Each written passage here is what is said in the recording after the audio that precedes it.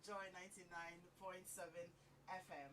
By way of starting you up this morning, I'm sure you know that the same boiling water that softens the potato is the same boiling water that hardens the egg. So it's what you're made of, not the circumstances. Go on and hold on to the vision and trust the process. And don't be afraid to give up the good for the great. It's important. Don't ever be afraid to give up the good. You could be living a very comfortable situation, but if there is something greater ahead, please don't be afraid to let go the good and embrace the great. One more time, good morning. My name is Edem Naitite, and this is Home Affairs on Joy 99.7 FM and also on Joy Prime. Home Affairs is brought to you by Koba Payment App, our lives simplified. And as we go on, I will be telling you more about Koba.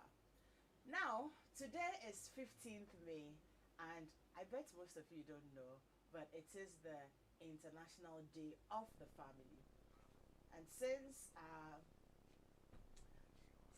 our business has always been about since our business has always been about families, then what we are going to be doing is really talking to you about something very important today.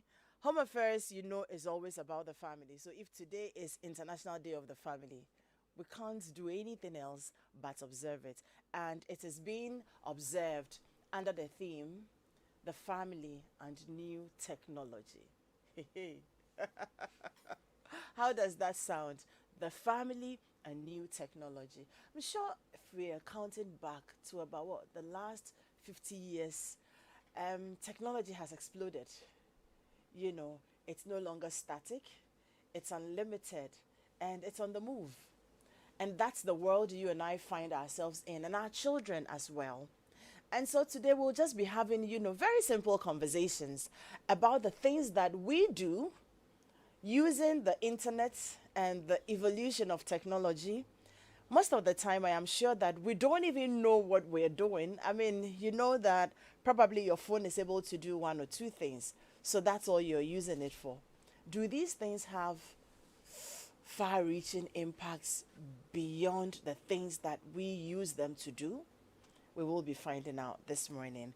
And I have two of my people that when they talk, sometimes you have to keep asking questions before you understand. Hi, Sandista. Hi.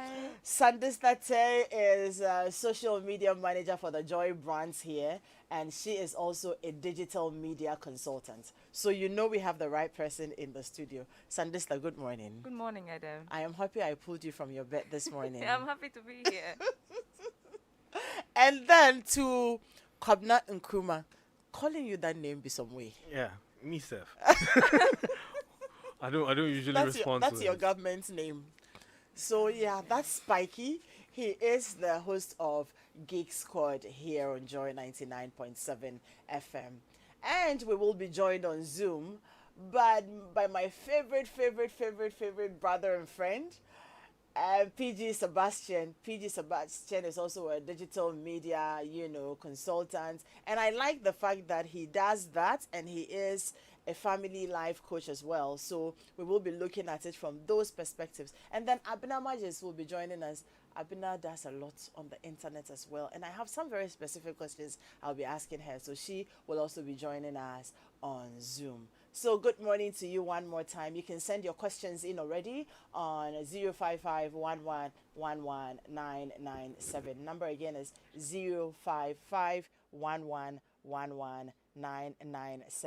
Hopefully, you can put this on speed dial already. So if we are able to open the phone lines on 0302216541.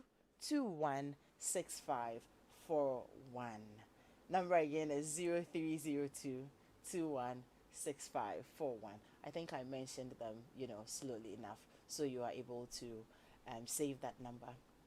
so that just in case we are able to activate the phone line, you are able to call in and ask your questions. So one more time, Sandista, Spiky, you're welcome Thank you. to Home Affairs. Thank you. And let me also remind you that we're streaming live on our Facebook pages at Joy Prime Official and Joy 997.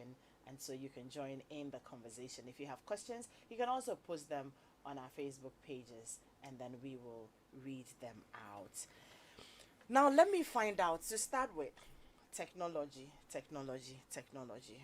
And then we all have come to understand that, oh, the world has become a very small place. And it gets smaller by the day, because you sit here and you know everything that's happening elsewhere.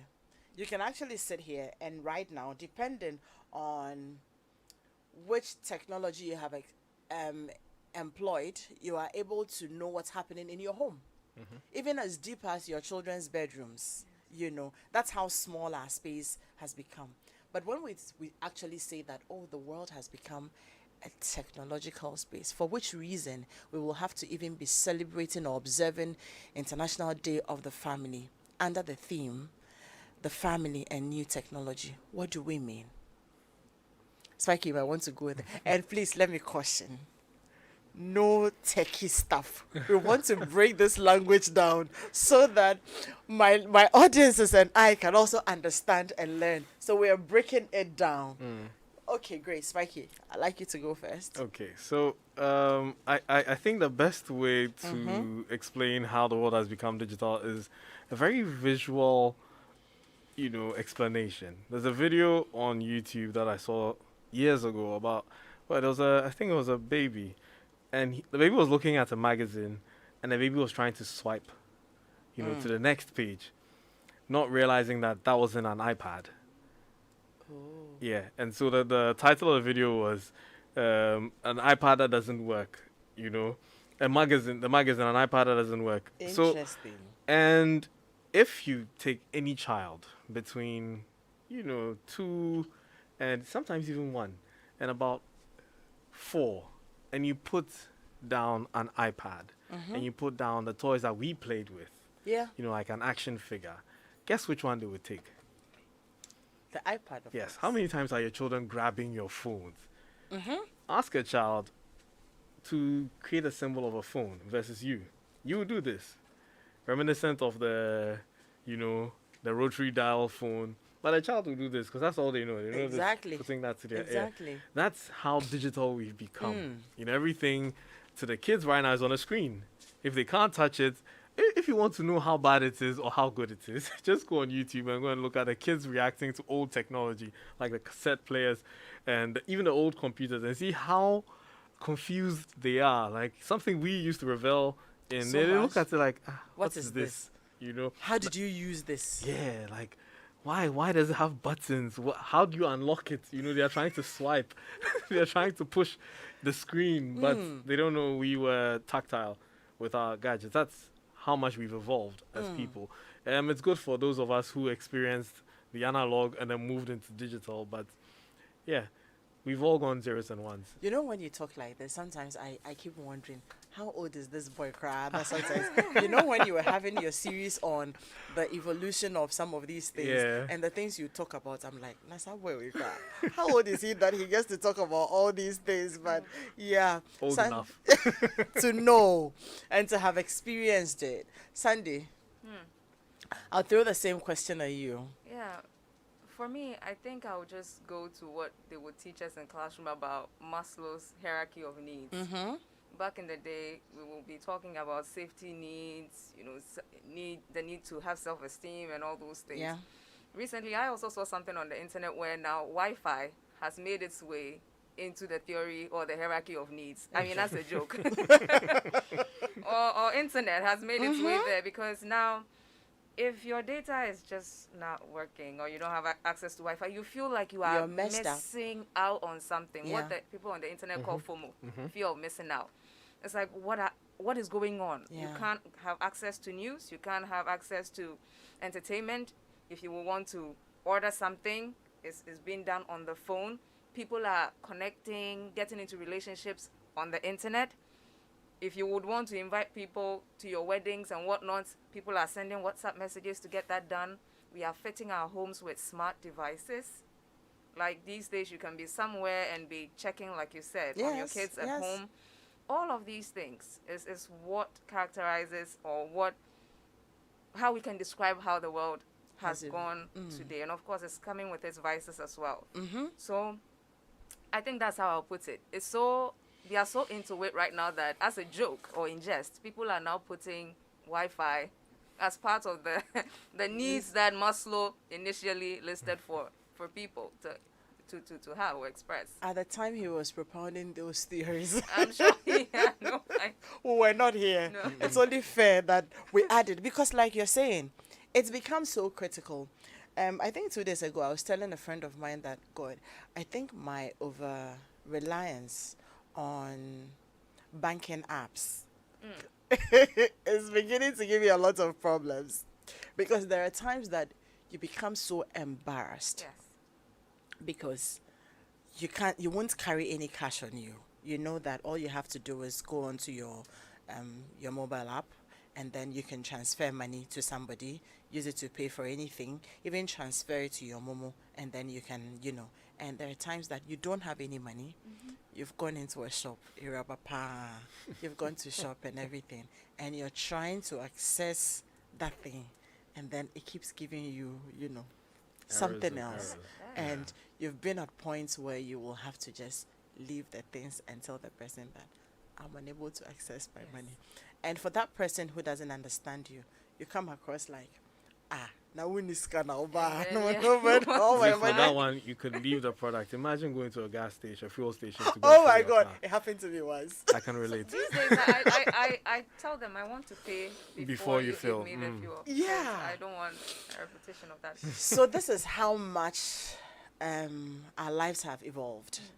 Like you rightly said, you don't have to physically travel anywhere to go and deliver your invitation cards. Now, if you have to attend a funeral, the funeral is being streamed online. You just have to check in and you are in the funeral. And people understand that you can join in that way. Yeah. How long didn't we stay at home and have online service? We're just laying these grounds so that our listeners understand that you can challenge it all you want, but this is where we are. It's left with us to use it consciously and be able to control it and use it wisely. Otherwise, like Sandy rightly said, it comes with its own vices. Now, I would like us to go into do we have PG on the line? Do we have Abna Majis? Do we have them on Zoom? Okay, do alert me if we have them. On Zoom. Oh, PG, you are there. Good morning. Good morning. There Adam. you How are. There you are. There you are. How are you? I am awesome. I'm Stella. Great, great, great. Could you, my technical team, could you help me with a little bit of volume on PG's tech app or whatever it is, the Zoom? Need a bit more volume so I can hear him very well. PG, what would be your initial take on what we're talking about as well? Because I have very specific questions for you. I'm going to pry a little bit into your life, but yeah, your initial thoughts as well. I think that, we now live in the Internet of Things, okay? Things are a little bit different. Things are not like 20, 30 years back. Now the internet is controlling a lot of things, from education to commerce to Medicare to spirituality to even basic consumables. Everything is now taking place on the internet. Now that doctors are performing high-end surgeries, from different locations. Just one or two people actually sitting or standing next to the patient, and the rest of them are probably just joined using very high-end, data and, gadgets to just, give directions to this. People are doing teleconsulting, if I could put it that way. So yes, the world is changing, and in all of these changes, the family, which is in the middle of it, which is the basic unit of every society, is also getting a fair share of it. Unfortunately, I kind of feel that society, the family is not evolving as fast as it should with if you put it, side by side with the evolving society around it. So there's a little bit Oh, of, I see. disequilibrium when it comes to how the world is changing and where the family sits, because you kind of get this feeling that the African family is still stuck in the 50s, still stuck in the 60s, and it's still not evolving. So there's a little bit of discontinuity when it comes to the flow of events, So things are happening in the world, it's fast paced, it's affecting the way we do things. Now, nobody has time for, going to the bank, like you rightly said, go and sit in the bank for 30 minutes in order to access money. By the time you get to 37 traffic lights, it turns green. It turns red. By the time it turns green, you would have been able to send Momo to somebody, like that fast.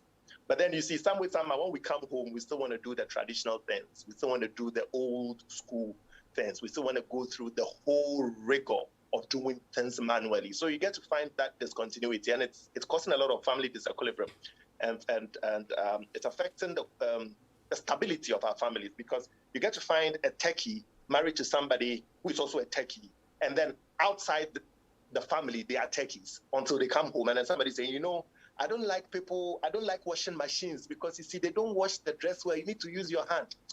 I don't like all these Hoover and whatever. They don't go to the corners. I want you to sweep physically.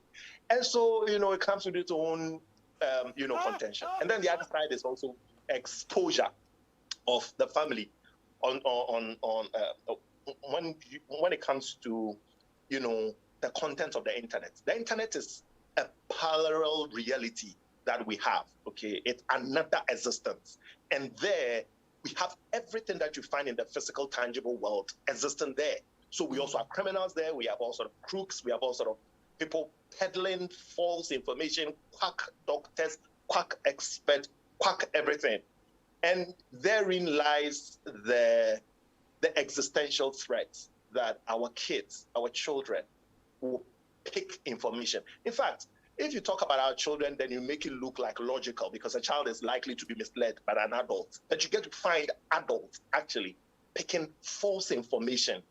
Somebody will come and say, somebody can come and post on Facebook, my child is not sleeping, she's been crying. Somebody says, oh my God, there's something in her ear. Oh my God, and by the time you are done, you have 200 experts talking about a child that can't sleep. Probably the child is just hungry, And so it's also affecting the way we do things. At midnight, when a man and a woman want to have a good time as a marital couple and do stuff, brother man is in the middle of a Man U WhatsApp page arguing from head to toe. Madam touches him, it turns into a problem, because the internet is right in his bedroom, and he's there with 600 people, or he's there with 200 people. You're discussing football. So you are in your matrimonial bedroom that is supposed to be for 2 people. You have 200 people in the bedroom at the same time.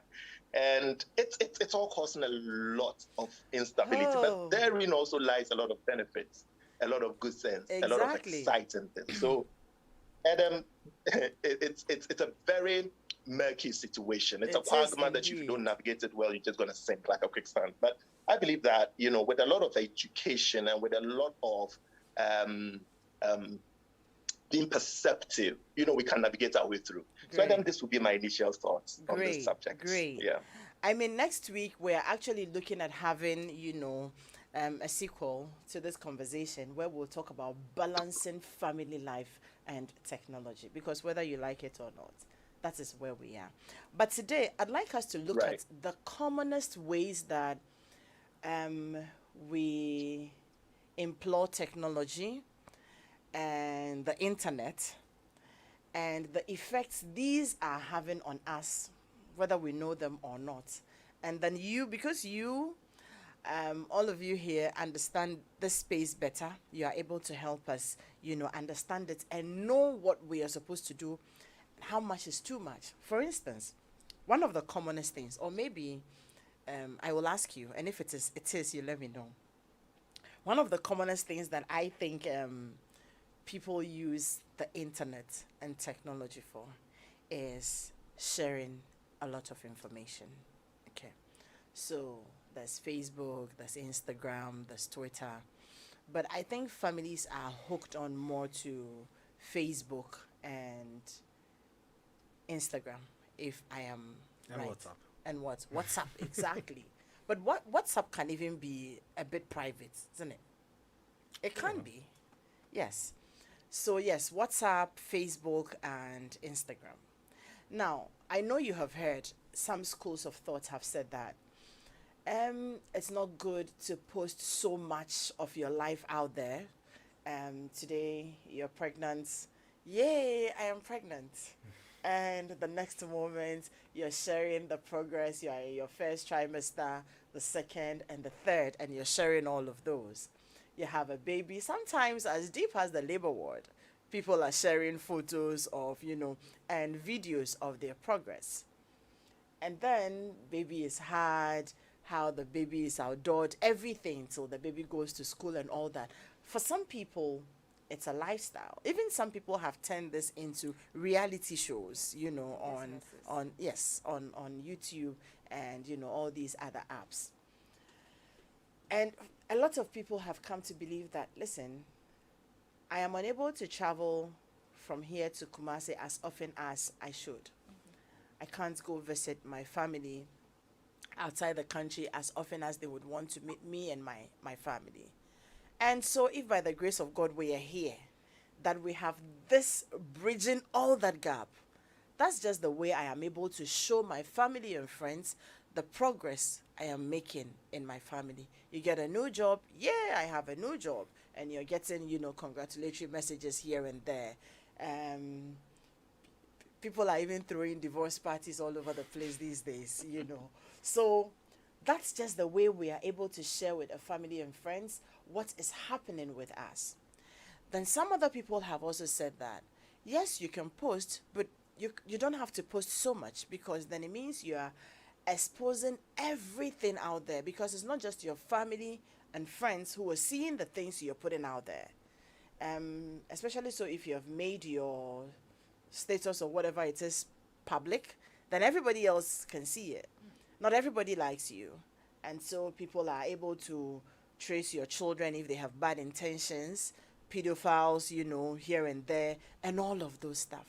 And see, I'm sure you guys have sat in places where there have been several arguments around this thing. It is my life. I choose to put it out there. What's your problem? This person tells you, oh no, you're exposing too much. Now I'm asking, for me, I think this is one of the commonest ways that families use technology and internet. How much is too much? How safe is this? I'm not sure we're going to sit here and condemn it and say that, oh, don't post stuff. But how much is too much? As simple as that. Let me start with you, Sandista. How much is too much? And I've given instances. Yeah. I would say that even now, with all the privacy issues that we have with these tech companies, even these days, what you haven't even posted, that is just sitting on your phone alone. Could be out there. Yes, could be out there. Ejo.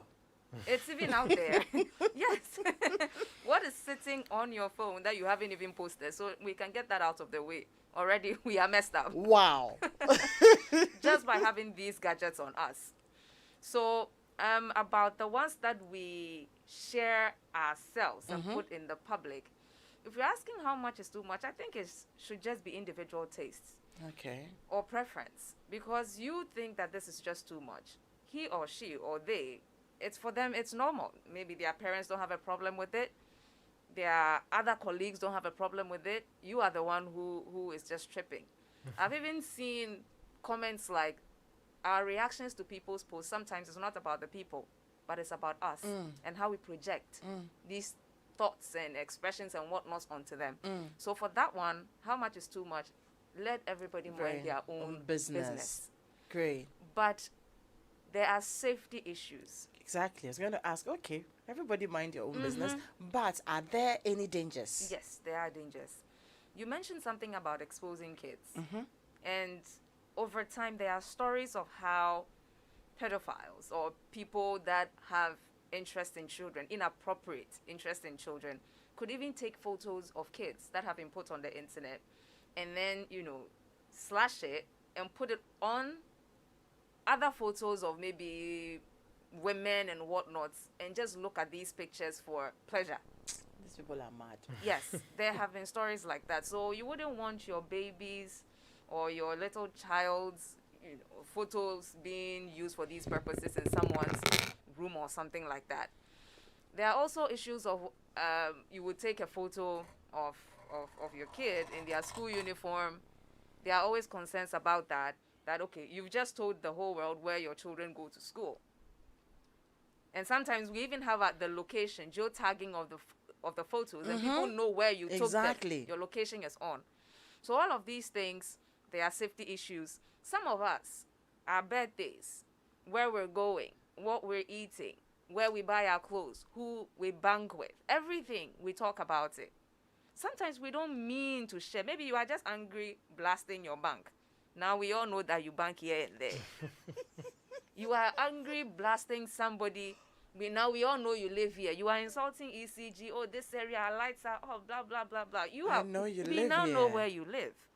So let's just be minded. And these things, they will not be exhausted on this show. But if you have a genuine interest to be safe, there are so many resources on the internet right now that tells you what you should do, right from just sharing casual information to banking information to information about your kids. Lots of resources exist right now online that can help you and guide you, determine that, yes, it's preference. You are posting because maybe you just want to share the good news in your life, or sometimes share your pain and have people, empathize with you and whatnot. But be minded that there are safety issues attached to how much or what you are sharing on the internet. Wow. I mean, the bit about, you just going out there to probably blast your hospital, blast your bank. And sometimes you're blasting the bank while you're there. Yeah. And depending on how you put up the post, everybody knows that, oh, you're there right now. And so if anybody has interest in tracing you, then you have exposed yourself. Yeah. I mean, you volunteered information. I have even had an experience, which I think it would be useful to share, where someone found out who my mom was just by a photo she took beside a car that he knew was mine. I have had that experience before, where someone said, one day, and the person is safe because the person is my friend, but I was thinking, what if it was a stranger? He just said, you look like your mom, and your mom is a very serious looking woman. She's like some headmistress B. And I said, how do you know my mom? He says, oh, so he knows my brother, he knows my car, and he saw the woman who is supposed to be my mom standing beside the, and the photo that my mom had taken and had posted on social media. So he put the pieces together. Of course, I look like my mom sometimes. So he just says, I know your mom. Just like that. So when I came home, I came to tell my mom, because she's one person that when she posts a photo about me or with me and I tell her, Mom, you need to be careful about these things, she gets upset that why can't I post my own child's photo? I said, well, this is a story I'm bringing to you today, so be careful. Wow. So we just drop clues all over. Spiky. Yep. How safe can we be in this space? Oh, we can be very Because safe. truth is that we like to share the moments. Yes. We like to share the excitement. Yet we're learning that these things could be dangerous. That word, you're blasting ECG. And this area, we haven't had live for 3 days. And you just told people literally where you live. And if somebody has been meaning to find out where you live, okay, now you just volunteered information. So what should we do? Well, you see, the most important thing is choosing your friends online. In person, you choose who you want to be your friend. No, hold on. Now there is even that, maybe I should call it a turf war of how many following you have. You see, so how are you going to choose anything? It's for people who are going to use it for business, right? If you want to have followers because you're going to have a business, that makes sense. But if you want to have followers because of online popularity, that's you setting up yourself for trouble. Okay. Sandista has said, given so many instances that I think should be enough for people to just open their Facebooks or whatever and start unfriending. Oh my God. Because, I'll give you a typical example. For instance, I used to be that kind of person who was just adding people because I wanted to spread my tech word.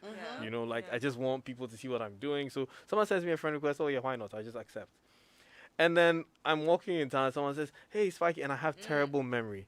So most of the time, I think I know people and I've forgotten them. So I just try to be polite and then say, hi, long time, and then try and catch a few cues that will get me to realize who they are. So this guy says, hey, Spiky, what's up? Hey, your BM day. I'm like, oh, I know this guy. So I'm like, oh, Charlie, I see you, Chair. He's like, no, you don't know me. I'm like, okay. So where do you know me? He said, I'm your friend on Facebook. Good job. And right then, I started nodding. I said, okay, yeah, I put myself in trouble. You see, you're putting out this content that you're sharing because, yeah, you want to share, but do you know who's on the receiving end? Do you know who your friends are? Someone may even be using a picture of your friend, pretending to be that friend, and then, taking all that you're posting and then going to be using it against you later. Sandista talked about posting your kids, celebrating their birthdays. We know how difficult it is to keep passwords in our heads. I'm able to profile people because when you're doing cybersecurity, that's one thing. You need to study psychology. You need to be able to profile someone and be like, this person might find it difficult to create a password.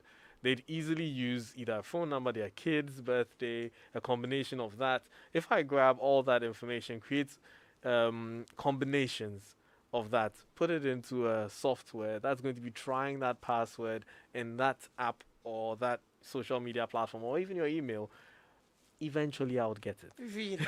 Yes. It sounds very far-fetched, but it I like does you to try happen. mine. You don't want to. Wow. We just need to get, they just need to get information about you. Sometimes the easiest way is to do that and then do what we call phishing. So you just told us which bank you were in and all that. I can just send you a message pretending to be that bank saying that, oh, we saw your message and we would like to, as a customer service, help you fix this problem. Would you mind giving us your bank account, repeating your bank account details to us? You mentioned your account number. Yes, just for confirmation, can you tell us your birth date? You're like, oh, 1st January 1995. Okay, yes, that checks out. It's correct. Now, what's the last 3 digits behind your card, your ATM? And then you give it to them. Just by ranting. You see, You've completely. You've just given them the information. Your mind, Oh my. I just got called by the bank. Now that guy just sitting there just See this one. says, oh, we'll get back to you shortly. Next notification you get on your phone is 5,000 Ghana cedis has been withdrawn from your account at. Next time it happens again, and then they just empty your account. All because you ranted on social media, I'm at this bank, and blah, blah, blah. So you see, you don't know who's listening. You don't know who's following you in your car. It's like that. Okay, this is scarier than I thought. So you have to choose those who, Yeah. You might think that it sounds so far away from you, but I can say that this month I have done certain transactions where it was about picking up a phone, calling a customer care line. They asked me my name, and some of the security details they wanted from me is my birthday, which is not so private. So many people know my birthday. And then, of course, who is your employer? And these are key things that are being used to secure certain valuable things for us. Yet it's public information. It's true. Where you work, where you live, It's true. your address, as for the birthday thing, it bothers me a lot because a lot of these companies use that as some of the security questions. And these things are no longer public. They're out there. They're so out there. Wow. Wow. Okay, so this for me is getting scarier than I thought. That, I mean, just being upset about something and going to rant on, social media could just be setting you up for failure. your next big trouble. It's very scary. Let me come to you, PG. PG, you do a lot of posting. Yep. There was a time my colleagues and I argued when he celebrated his birthday. So we said, okay, this man is not like a television or radio presenter. He just does his business most of the time on social media. I follow him on Facebook. And then on his birthday, he had 1.1k comments, everybody PG. Gary was like, Charlie, the guy, he be big guy. And we went on and on and on and on. So I follow you, and I know you do a lot of posting. You post a lot of stuff related to, counseling. That's like major what you post. And then I also noticed that every once in a while you will post about your regular job. Right. And then sometimes you will post about your family. So you will tell stories about your family, but I've never seen you post pictures of your children. Never. But somehow you post pictures of you and your wife. Yes. Okay. Sometimes you will post you in your kitchen. Yes. You in your living room, you in your garden. And the comments and the likes, I just want to, maybe you'd want to comment on what Sandista and Spikey just talked about, but specifically to you, Right. I'd like to find out what informs, apart from posting, on counseling that I know because of what you do, what informs some of these things? Why aren't you posting about your kids, but you're comfortable to post about, you and your wife? Why are you comfortable posting from your home, a place like your kitchen, your living room, your garden? Right. What motivates those, and how safe do you think those are, and why are you so comfortable doing those and not your children? Okay. Adam, so first and You foremost, see, I let me follow just you. comment on let me just comment on what Sandista and Spikey said. I mean, it just blew my mind. I hardly rant. Because I myself, I work in a place where I do a lot of customer service on the internet. Okay, so I respect brands. I know that brand reputation matters. And as I wouldn't want somebody to rant badly about my company, and probably if they know me, I would want them to approach me quietly and we get your issues solved. I try as much as possible.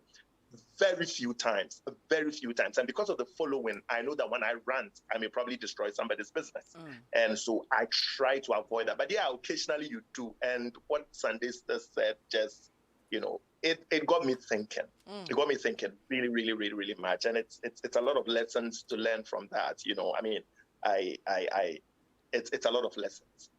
And I think that the two of them have exhausted this area I wouldn't want to talk about. But let me just touch a little bit, and then I'll come to my personal question. There's also the psychological aspect of it that probably we don't even realize. And Spikey said something that I thought was so profound. If you are into cybersecurity, and for me, I am into counseling. I have some good amount of psychology background. I have some good amount of sociology background. And I'm able to profile people. There are a couple of people who rant at a particular point in time. I know they are going through marital problems. So some way, somehow, when we also set up our digital, our targeted marketing, we also know our markets, because our market is already defined for us by what people are doing on the internet.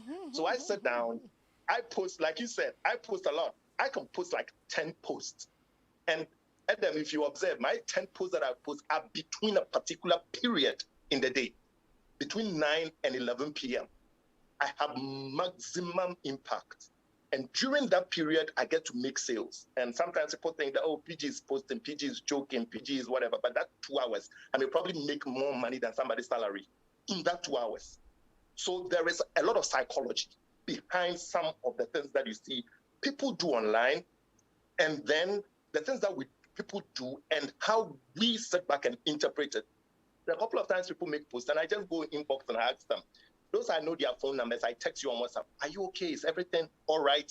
Then they just burst out crying because it's a lot. But they don't even realize the tons of information they are giving out by some scriptures they are posting, by some memes they are sharing, by some motivational posts they are making. It says more than they intend to communicate. So there is that. And then there's also the psychological aspect of it. When the marriage doesn't go well, when the child dies, you've gone through all this whole thing from the time you conceive, the various trimesters, doing photo shoots and everything, and then the child dies, or the marriage collapses, the wedding, the marriage doesn't work out and all that. It has its own psychological effect. So a lot of people who are caught in abusive marriages and relationships that they can't come out because they have created a bay impression, a bay living, a vacation, a bay whatever. Now you need to go to the world and tell them that bay is fake as an aluminium foil, is not my knight in a shiny armor. And so it just blows your mind. You are like just dying. And you can't tell the world. So you just have to stay in it. a lot of people should actually get up, pick their bags, and leave their marriages, but they can't, because even when they are crying, they still make time to come and share a fake post on social media. But you see, like somebody said, a friend of mine, Trajan, so he says that some people forget that we know them. Some people forget that we are neighbors. They come and lie to us on social media, but we know what is going on in your house. And these are the other aspects of it. Again, coming back to me, I'm very selective in the things I post, regardless.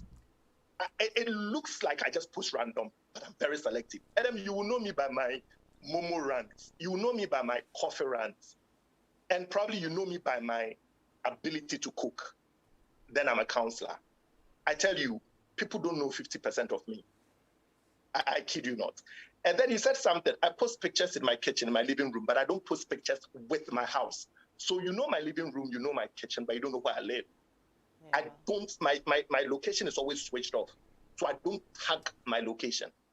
Few people know I live in a particular area of Accra, but the specifics you wouldn't know unless you are my friend. Unless you have posted and captured a certain part of my house, and then you've happened to be in the neighborhood. Then if you are smart, you can put 1 and 2 together, but it's not an information that it's easy to figure out. You need to actually, do a lot of computation to get it. My wife, she's an adult. She's a grown up, and she doesn't object to me putting her on social media. So if I put her on social media, of course, what I do, there should also be some form of legitimacy around what I do. You don't want to create an impression that you are the only person, because I get a few people make comments like, hey, PG, these things that you keep talking about, I hope you do them. You see, so there is that existential need for you occasionally to also project that family where you show you and your wife, just so people know that, okay, so with all these pictures that we are doing, and then a few people who know me and my wife, a few people who know my wife, and a few people who know me as an individual, they know the things I do. But occasionally, for just to comfort the people who read and take these things of you, occasionally that sense of family ought to come in. I have ruled out completely my children ever come in on social media. If I share my picture, if you ask me, PG, can I see your kids? I mean, like a couple of my friends who see them and they're like, if these were my kids, I'll post them every single minute.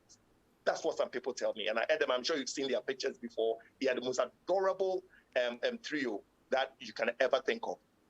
But when I send the picture to you, I don't mince my word. I tell you, this is for your eyes only. Not to be forwarded, not to be posted, not to be shared, not to be used for DP.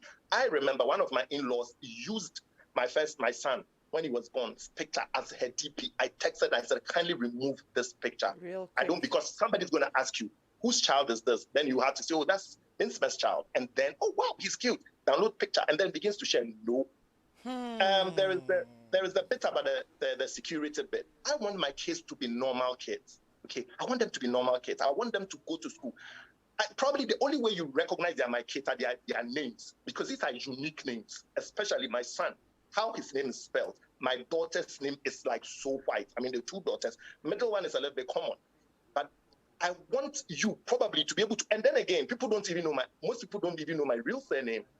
You see, everybody thinks that my surname is Sebastian, but Sebastian is actually my middle name.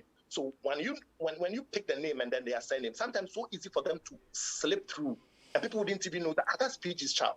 So there is a little bit of psychology behind it. I try to want them to live a normal life. I try to keep them away from the prying eyes of, that's PG's child, oh, that's PG's son, oh, that's PG's daughter. Wow. I try. They are young. I want them to enjoy their childhood. Now, the last thing I want is for my daughter to grow up in her teens, late teens, and then decide that I think I have a problem with you. And okay, what is the problem? When I was 4 years, you put my picture on Facebook. That is not a picture I would have loved to post. I'm looking back and I feel ridiculous. And I think that I am hurt and I'm emotionally damaged by seeing that picture on the internet. And I think that you need to compensate me for that. If you have a crazy child, she can decide to sue you. They can sue you. Your child grows up because you share these pictures without their consent. There's true. A lot of things that we post that if our children grow up and they decide, and you see, back in the day, these thoughts were so far-fetched. Now, we see how children pick on their parents. We see how parents pick on their children. We see family feud, and it's an existential reality that tomorrow, a child can go after the parents, especially when you are well successful and then you've made all your millions and you are chilling in your villa and your son decide to go wayward and decide to do whatever, this boy can just come after you for your money, sue you. And, so there are real things. And for me, I try to keep these children out of the thing. It is me doing my counseling. It is me who say I have a family. It is me who say I love my family. I know how to manage my family, blah, blah, blah, blah. My children are not in this business with me. They haven't given me their consent. They don't even understand what it means when I say I do these things. And so for me, let me not drag them into this picture. My wife is very comfortable. Most of the time, I share very funny stories. And the truth of the matter is that about half of these stories are write-ups. I mean, I'm sure you know me. You know I'm very creative. I just said that recently I talked about how my wife was still asking me when I die, when she dies, will I marry? And I said yes, and the story went on, and I ended up saying something. This is a very creative write-up. I am extremely cautious of the information I put out there. Some of them, like I said, are just creatives. A few of them, they are just like very random, funny, silly conversation I had with my daughter or my son that I posted there. But I try to keep it very private. So in the midst of all the plenty posts, in the midst of all the plenty exposure, at them, I know where to draw the line. And probably that is what a lot of people don't know. People don't even know the car I drive. And then people don't know I don't take pictures with my car. Even though I drive a very old car. I drive a very old car. I have never taken a picture with me and my car. You see me inside the car, but not outside the car. You can't even tell the color of my car. I want to be able to drive past, and people wouldn't know me. You understand? The point is that I did the tinted glass, but in the night I struggled to see. So my side, I pulled it down. So that's where people see you in traffic. Hey, PG, and then they just wave at you, and then you move on at them. So you see, I come across like I'm sharing, but that information is not good enough for you to make a lot of concrete decisions on it. But yes, I understand that I also need to project a certain thing so that there is a connection between me and my followers. I don't want to come across like this guy who's just like hidden. He's like, is he even for real? And again, Adam, as you know, I don't go out a lot. I'm not a very social person, like physically. I'm sure probably noticed that you don't see me in pictures with people at events, at various places, no. So sometimes I know it can be very weird. Somebody might probably think that this guy is real and sometimes you share some of these pictures to create a human face to the brand. But I am very, very careful. And I know there are a few people like that who are extremely careful online. Me and my daughters and my son, when we get on the road, it's always selfie every evening when they are in town. I mean, currently as I talk to you, they are in town. And once I live my favorite parts of the hall, I pull my phone and they all come because I come to do funny faces and silly whatever on Snapchat. We are not sharing, we're just getting the filters and the videos. We download it on my computer, on my device. And then that's it. But Adam, I won't share. But there is a temptation. These are beautiful pictures. These are beautiful kids. But I go past my emotions to understand the existential threat of putting them out there against their will. So yes, Adam, I do all these things, but there is a balance. When I cook, for instance, most of the food that I post it after I'm done eating them. And it come out of my system if I even post them. Let me tell you, there is a lot of psychology with what I do on social media. People just sit back and they think, PG is random. I used to be very uptight. Social media, uptight. You won't see me comment on people's posts. You won't see me cracking jokes. But I realized that if I'm a counselor and I need to reach out to people, and I need to also get the business. Of course, the business matters. I kid you not. It matters. But then people should find you approachable. You need to loosen up a little bit. So that's when I started commenting on people's posts, making jokes, and then people started following. My numbers just grew. But in there, I'm helping people. So I try to navigate it very well. Again, I don't want to go to work and then my bosses are looking at me like, yo, what stuff are you posting online? So all that I do, there is still boundary within which I operate. All that I do, there is still boundary within which I operate. So I don't also expose my family. I don't offend my wife. People always say that, hey, PG, the way everybody is on your wall, darling and sweetheart and pay and all that, how's your wife coping? I'm like, she knows that it starts and ends on my wall, not even in my inbox. Because my inbox, when you send me a message, like for 50 years, I won't even reply. If it is not business. If it is just hi, you just want to start a little conversation, whatever. I have somebody who sometimes reply my messages. I have a dedicated number for business. So people are not calling me. People don't know my number. So Adam, you see, there are a lot of internal mechanisms I put in the middle of all the noise and the chaos. Just so that I have my private life and then I have my social life, and the two are not bled. And then I can have the whole Saturday to myself. In fact, from Friday night to Sunday morning and to Monday morning, if I'm not having counseling, my phone can lie down. Nobody calls me because they've come to understand that's what PG. Random calls he won't pick. Random chit chat he won't. There's a You wanna whole text me, science then to this. it's a whole science, Adam. It's a Wow. whole science. And I wish people will actually take their time and be that deliberate. Unfortunately, a lot of people are not. And most of the Yeah. time, it backfires and it causes a lot of mess. Yeah. Aha. This is interesting because, like I started by saying, it's one of the commonest things that families do, you know, posting and sharing memories and all that. But like we have heard this morning, it comes with dangers, and so we Yeah. will have to be extremely cautious. Maybe, you know, Sandista just shared a simple story how her mother took a picture by her car, and based on that, somebody, so if this is somebody really, and we see them in movies all the time, if this is somebody really who's probably been looking to harm your mother, then they just found her. You know, you go and rant about ECG or your bank on social media, and everybody realizes that, oh, this is where you bank. Spiky just talked about fishing, you know, because you're here and you're upset, and somebody goes like, Yeah. okay, this person is upset. Let's use the opportunity to make some money. Let's show care, and of course, everybody likes to be cared for. Everybody likes to be empathized with, and so once you show care, you feel like, oh, I'm on top of the world. There goes the bank and everybody coming after me and trying to solve my problem for me. Before you realize, everything is gone. So this conversation is just so you know that these things are okay. We have them. Just with your phone, you're able to do just anything you want to do. But does it guarantee you all the peace and all the security you need? PG's shared a lot. You may have to be a bit more deliberate. You may have to think Yep. through them a bit more before doing what you're doing. It may be fun right now, but will it be fun throughout? We've had conversations and you just may want to think through it. One more time, let me just say thank you to Koba Payment App. Our lives simplified. They sponsor Home Affairs, and weekends are for chilling. Weekends, yeah, are for Home Affairs. They say, but with Koba, every minute of your time is like a party. Koba makes life simple. It allows you to transfer funds across all bank accounts or mobile money wallets, top up airtime and data, pay your insurance, your TV, utility bills, and many more with pleasure anytime, anywhere. In addition, you get a free insurance cover while you make your payments with Koba. This is more than you expected, right? Yes, use Koba and enjoy life's little pleasures.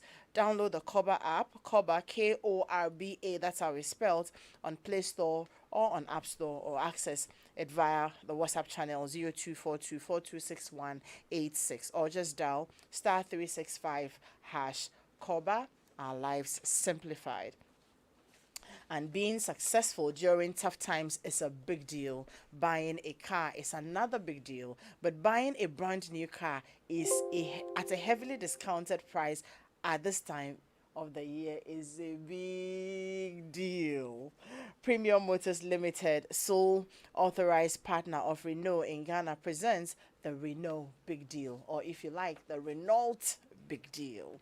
Introducing heavy discounts on your favorite Renault KWID, Duster, Megane, and Kaja for you to commemorate Renault's global launch of its new emblem. The Renault KWID discounted from $11,000 to $9,200. The Duster is from $21,500, and now you can get it for $18,500. And then the premium sedan from $25,500 to $22,500, and the Renault Kaja SUV is from $35,500, and now you can buy it at $31,500 USD.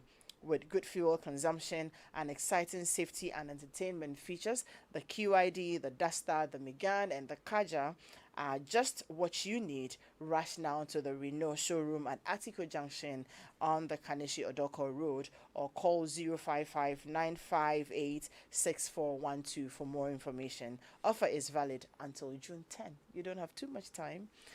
Terms and conditions do apply. Renault, passion for life. Now, I will be reading your messages very soon, but the WhatsApp number again is 055 1111997. 1111997. The ones are four. Okay. Now, the other thing that has hit us now is doing a lot of things online. It's doing a lot of things online, and especially so with COVID. So we're attending school online. We're working from home online. These two things have become like the new kids on the block ever since COVID broke.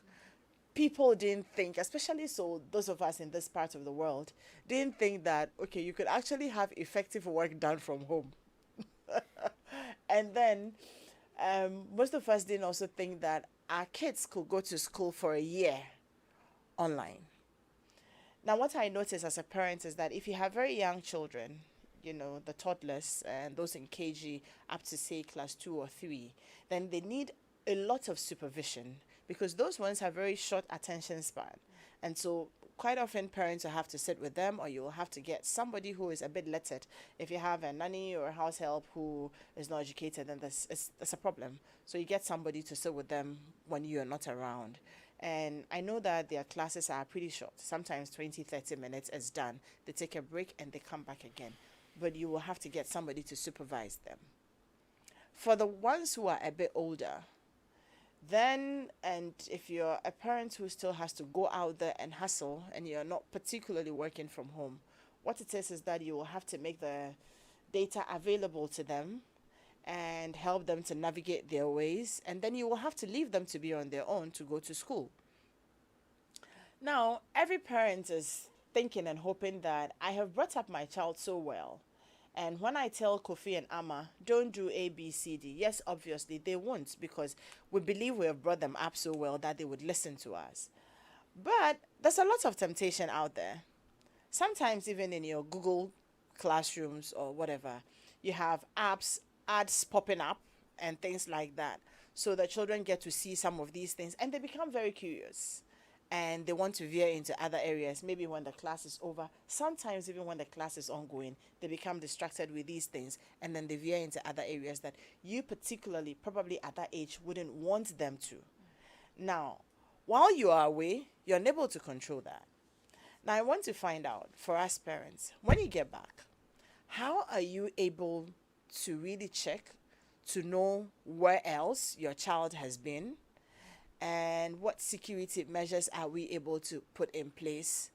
Because also on the internet, we have seen a lot of children, young people, sometimes teenagers, 15, 16, 17, who think that they have arrived and have access to all these gadgets and are able to roam or comb the internet and all these social apps.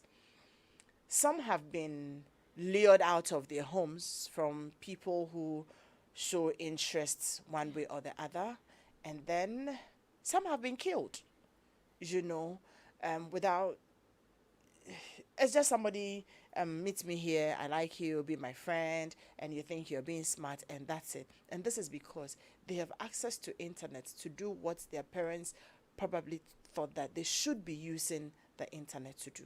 How do we secure our children when it comes to these things? And from your point of view, as people who understand this space very well, what do we tell them? Of course, as a mother, I can go ahead and say that, oh, don't do this, it's not good.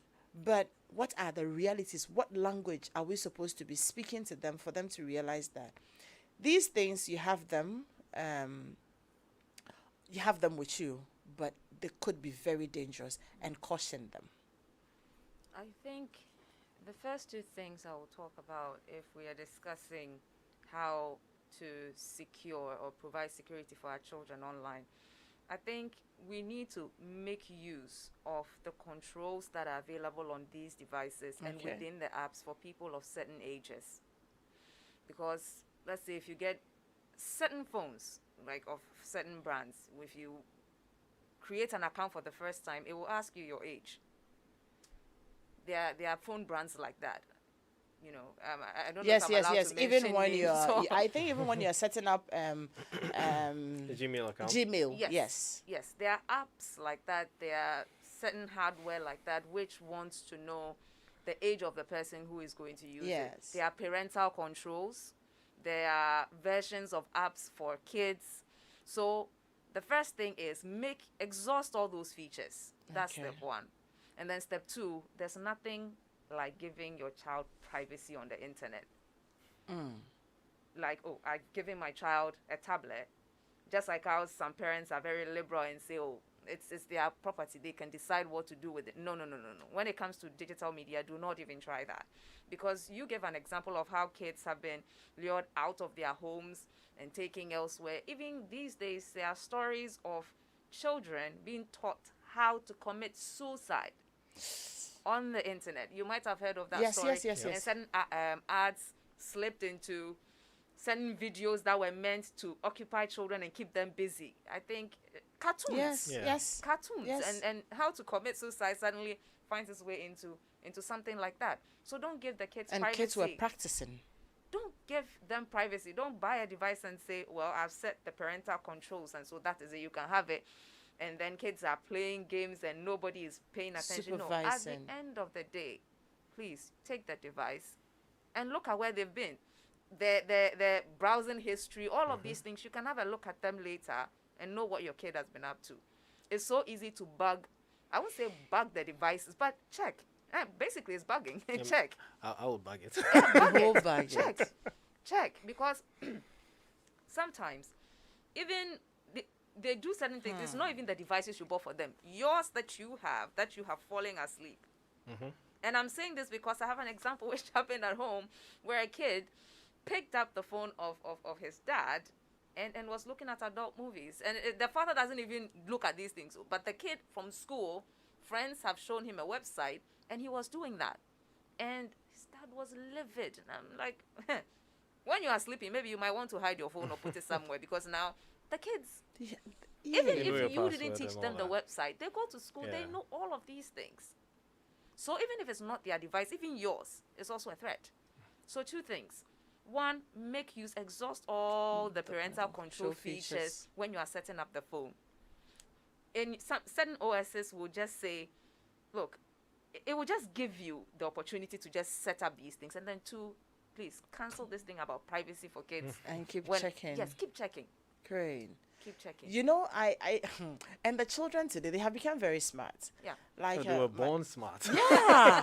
You know, I said at home that, okay, until a certain age, I wouldn't even allow you to use WhatsApp. Okay, so, okay, cool. Initially, it was like, oh, mommy, why? We just want to chat with our friends. I said, you want to send your friend a message, use SMS. Because then you're sure that, oh, there won't be too many things forwarded. Yeah. They found other ways around it. Yeah. They set up Zoom conversations, and so they're having. So yeah, that's even it's even more fun than WhatsApp, right? Yes. They're having Zoom conversations. They want to share photos. They're still sharing them via Zoom and all that. And you didn't say Zoom. You only said I said WhatsApp. WhatsApp, So exactly. they are But now there. they are there. You know, and they will always find, for as long as they have the devices and they have access to internet, they will always find ways around it. So I like what Sandy said, that exhaust all the parental features, and you have to still check. Don't say that, oh, my child is old enough to have their privacy. You. Yes, Spikey, finally from See, you. I think if I have kids, I would treat them just as I was when I was their age, because every single fear I went through, because I was exposed to the internet at a very early age. Dial-up, my dad had a computer, and I went everywhere because I was an only child, and that's the only toy I had, the computer. So I went everywhere on the computer, everywhere on the internet. I went places I wasn't supposed to go to. and nobody knew. And I found out how to. One day I went all the way into certain parts of the internet that, yes, like Sandy said, as a child at that age, I wasn't supposed to go to. Yeah. I learned how to clear history. I learned how to clear my traces. I learned how to do stuff, and then nobody would know that this is where I'd been. I learned how to even know where people had gone, go to where they had gone. And you'd think that at that age, I wasn't supposed to know that. But the mind at that age is so open and so free. I had no worries. True. I had nothing to think about except what I was doing. So this idea comes, I go. This idea comes, I do.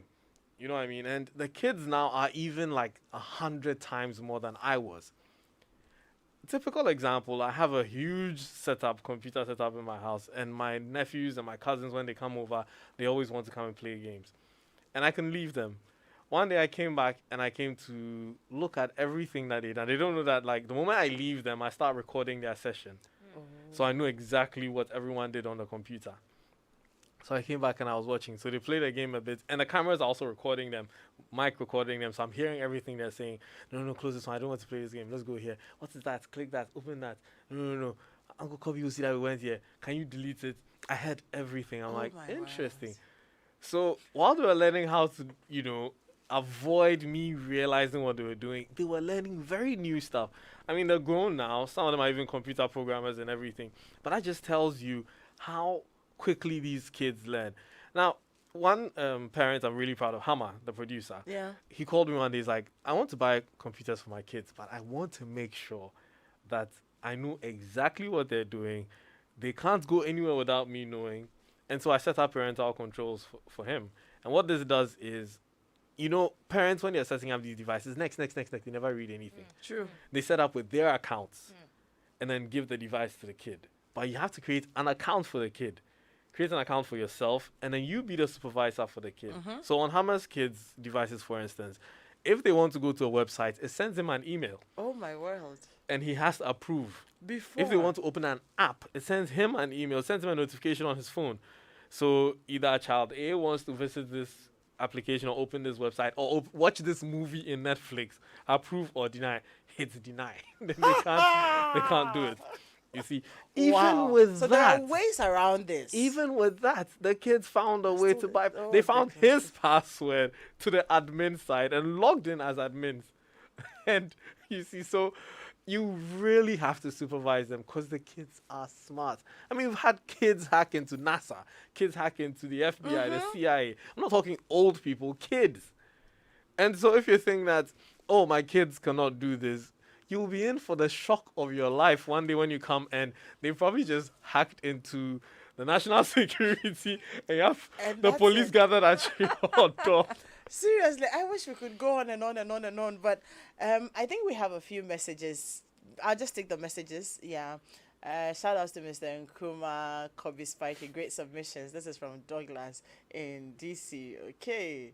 The gig scores are coming up. Hi Adam, I'm watching Home Affairs for the first time on Joy from Oh, this is great. I have learnt a lot from your topic today. We will be careful on social media now, Adam. I must say you're looking thank you very much. This is from Roxanne, Joanna Roxanne. Thank you. Do you have any more messages? How do you track where they've been? What if the kids can clear the device history? Kwekwa debris. Okay, that has been answered. Okay, great. PG, let me take your final words. We have just 2 minutes to go. Okay, Adam. Like Sandista said, I don't need to belabor the point, and I think that Spiky has also said something. Spiky, I need to come and see you because I mean, my son has overed me. This boy, once I was on a Zoom conference, I was talking, and somebody says, "Hi, Daddy," and I'm like, "Who is calling me Daddy at this point in time?" The name is Robin, and then I'm like, "Hi." And then it's like, it is Reese. I'm like, hey, what are you doing here? It's like, yeah, I just got the link, And this was a boy I blocked a lot of websites that he was going to. The next time he was playing his game, I said, didn't I block this game? He said, yeah, I unblocked it. And then he was 6. Yes, he was 6 years old. He was 6 years old. Please listen. Now, like, I saw him just after he turned 7. He was playing a game. And then I'm like, who are you playing this game with? It was like, oh, a lady. I'm like, who? She's like, some white girl. I'm like, let me see your profile. And PG, kindly wrap up for us. We need to go. Right. Right. He calls himself king of the big cat. You see, and Wow. the point I'm making in all of this is that there is so much we can do regardless of all the tech. But one thing that I would say, which is very instructive, and I say to parents, it says that train up a child the way they should go, so that when they grow, they won't depart from it. Great. Teach your child where the dangers are. Have that conversation. Let them understand porn. Let them understand suicide. Let them understand drugs. Let them understand all the crazy things. And let them know that these are available on the internet for you. And you Sure. can access them. Thank But you. they are not good. They are not good. So by so doing, they have the right path to travel on. And with all that you put in place, at least their conscience will also be speaking to them Thank as they you. attempt to navigate on all these paths. Thank you very much. Next week we will continue the conversation. We're going to look at balancing technology and family life, and so you don't want to miss the sequel to this conversation. Thank you all for doing the watching and the listening. My name is Adam Knight. Thank you, Spiky and Sandista, and my producers, directors, everybody. To you, PG. Thank you all very much. Enjoy the weekend. We'll see you again next week. Bye bye.